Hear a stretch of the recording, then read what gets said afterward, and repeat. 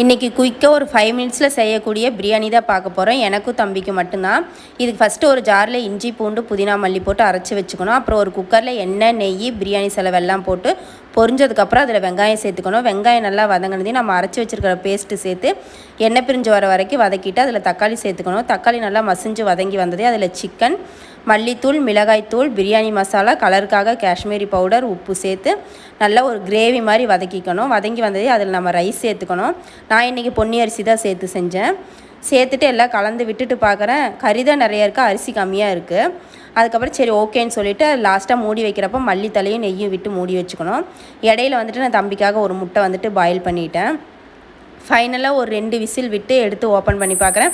Quantity கொஞ்சம் அதிகமாக தான் வந்துருந்துச்சு, ஆனால் டேஸ்ட் ரொம்பவே சூப்பராக இருந்துச்சு. ஒரு டைம் ட்ரை பண்ணி பாருங்கள், பிரியாணி நல்லா இருந்துச்சு. எப்போவுமே நான் முட்டை உளிக்கும் போது ஆப்ரேஷன் பண்ணி தான் உளிப்பேன், பட் இன்றைக்கி நல்லா சூப்பராக முட்டை உளிஞ்சு வந்துச்சு.